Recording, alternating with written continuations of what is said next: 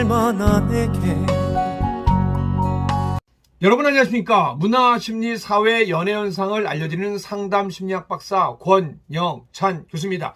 이번 시간에는 우리 노래하는 음유치유사 임영웅님에 대한 이야기를 할까 합니다. 어제 제가 추석 특집으로 1탄 강일홍 국장과의 인터뷰를 전해드렸습니다. 근데 무엇보다 중요한 거는요, 얼마 전에 뉴스가 나갔지만서도 임영웅님 같은 경우에는 뽕숭아 학당 같은 경우에도 고사하고 있습니다. 자, 다시 한번 정리해드리면요, 이거는 방탄소년단급 우리 아이돌 그룹을 매니지먼트하는 하이브 스타일입니다. 그리고 블랙핑크 그리고 빅뱅이 소속된 우리 YG 스타일입니다. 즉 무슨 얘기냐, 제가 알기로는 CJ ENM이 투자를 하든지 아니면 하이브의 자회사로 편입이 될 수도 있고요, 또 다른 제3의 투자사가 나타날 수 있습니다. 또는 섭섭해 하실 수 있지만서도요, 이미 방송계나 투자자들 또 매니지먼트계에서는요, 우리 임영웅님은 거의 아이돌급에서도 방탄소년단급에 가깝습니다. 트로트계의 방탄소년단이라고 합니다. 그런데 많은 전문가들이 얘기합니다. 임영웅님은 방송 활동을 하는 것도 좋지만서도 방송 활동보다는 콘서트와 음반에 집중해야 된다고 합니다. 물론 오해하지 마시기 바랍니다. 음반이 나오면은요, 바로 그 음반 발매와 함께 수많은 방송국에 집중 포화가 될 겁니다. MBC, SBS, KBS를 비롯해서 수많은 종편 음악 방송에 아마 집중적으로 나올 겁니다. 그러니까 아이돌 그룹이나 걸그룹 같은 경우에는요, 최상의 인기를 가지면요, 사실은 음반이 나올 때만 활동하고 또 콘서트 위주로 돌아갑니다. 네, 그러면은 오늘은 우리 안진용 기자와 나눈 내용, 사실은 우리 임영웅님에 대해서 많은 이야기를 했습니다. 먼저 임영웅님에 대한 가치 어느 정도인지 한번 인터뷰를 나눈 내용 추석 특집으로 2탄 보내드리도록 하겠습니다. 안진용 기자 부탁드리겠습니다. 안녕하세요. 문화일보의 문화부 우리 안진용 기자님이시죠? 네, 안녕하세요. 안진영입니다. 워낙 많은 시청자들이 알고 계시지만 저도 자기소개 한 번만 부탁드리겠습니다. 예, 방금 말씀하셨다시피 문화일보 문화부에서 근무하고 있는 안진용 기자라고 합니다. 네. 이제 예. 또 한 가지가 저도 미스터 트롯 탑7을 후배로서 응원하고 또 열심히 네. 하는데요. 이번에는 우리 좀 임영웅 씨 얘기를 좀 해볼까 하는데요. 네네. 사실은 임영웅 씨는 팬덤 지수로 보면 대한민국 최고고, 그리고 네. 우리 또 서른도 씨가 해준 곡 별빛 같은 네. 나의 사랑아가 이거 지금 연속 10주 1위를 차지할 정도로 많은 사랑을 받고 있거든요. 네.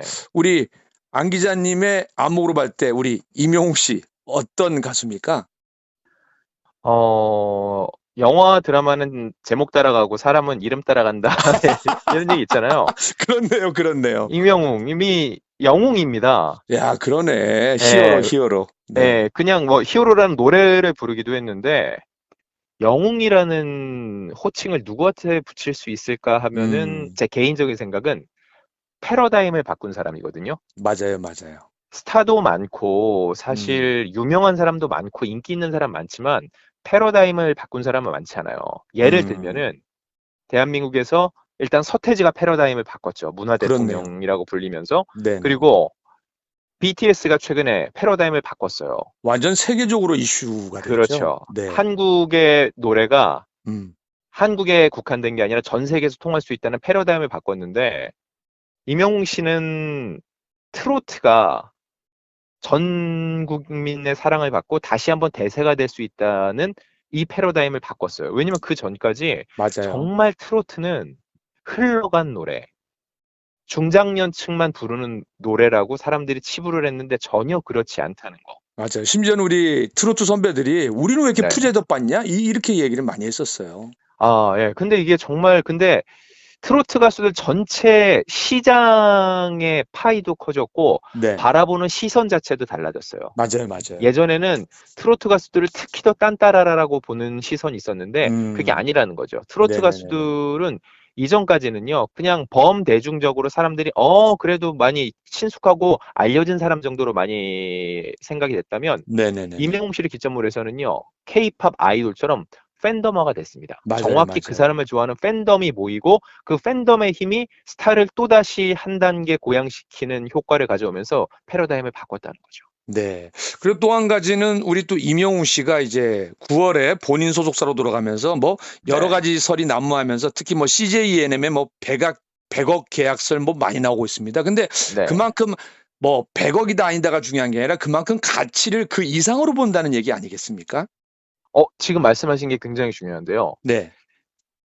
제가 지금까지 취재한 바에 따르면은 임영웅 씨는 어디서 계약금을 받고 어디로 가기로 결정된 게 아무것도 없습니다. 네네네네네. 현재 지금까지 제가 취재가 덜 될 수도 있는데 네네네네네. 적어도 그 시기가 됐을 때 임영웅 씨가 더 많은 제안과 더 많은 기회가 있을 텐데 지금 섣부르게 돈에 따라서 움직이진 않았을 거라고 생각이 들고요. 네네네. 중요한 거는 아까 말씀하신 가치입니다. 음. 100억 설이라는 나왔을 때 임영웅이라면은 그 정도를 누군가 투자할 가치가 있지라고 생각하는 그런 인식이 제일 중요한 것 같아요. 네네네네. 그만큼 임영웅 씨가 가면은 왜 그전에 임영웅 씨가 어떤 예능 프로그램에 출연하면 시청률이 다 2배씩 뛰었어요. 그렇죠, 그렇죠. 이건 무슨 얘기냐면은 새로운 시청층, 팬층을 창출하는 스타라는 얘기거든요. 그렇죠.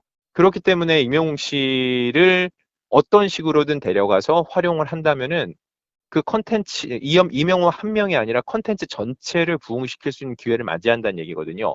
그렇기 때문에 100억이다 얼마다 얘기가 나올 수 있는 것 같고요. 네네네네. 어떠한 선택을 하게 될지 모르겠지만 지금까지 해온 모습으로 봤을 때는 또 임영웅 씨가 선택하는 게 올바른 선택이 되지 않을까라고 기대를 해봅니다. 네, 항상 뭐 모범이 되는 선택을 하는데, 근데 저는 네. 또 한 가지 주목하는 게요. 사실은 뭐 쌍용 자동차가 힘들어지긴 했지만서도 임영웅 씨가 모델을 하면서 뭐 매출이 2배, 3배가 뛰어버렸거든요. 네, 맞아요, 근데 맞아요. 그만큼 기업을 살리고 요즘 코로나19 시국에 기업이 힘든데 임영웅 씨로 인해서 또 다른 돌파구를 모색했거든요. 네. 사실은 그만큼 가치가 뛰어나다는 거죠.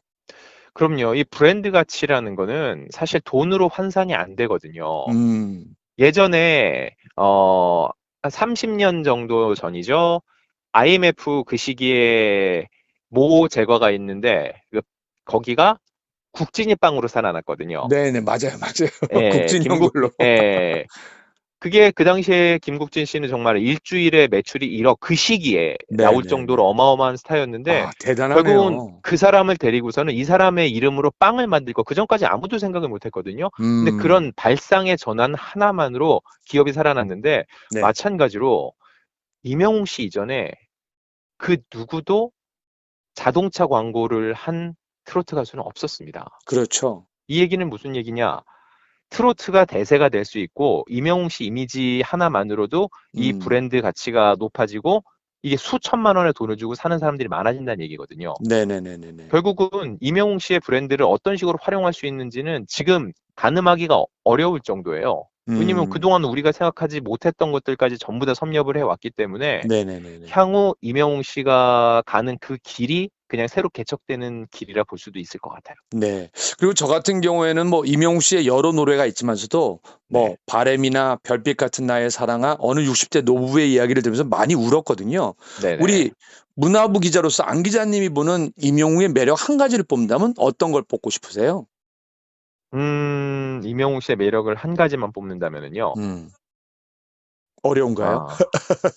예, 매력이 너무 많아서 한 가지는 어렵지만 제가 볼 때 그냥 하나를 딱 꼽자면 그거예요. 트로트를 이걸 뭐라고 표현해야 되지? 그러니까 줄타기를 살려냈다? 잘한다는 느낌이요. 네네네네네네. 그러니까 예를 들면 뭐냐면은 풀어서 설명하는 게 편할 것 같아요. 네. 임영웅 씨가 원래 발라드 가수를 준비했었잖아요. 맞아요.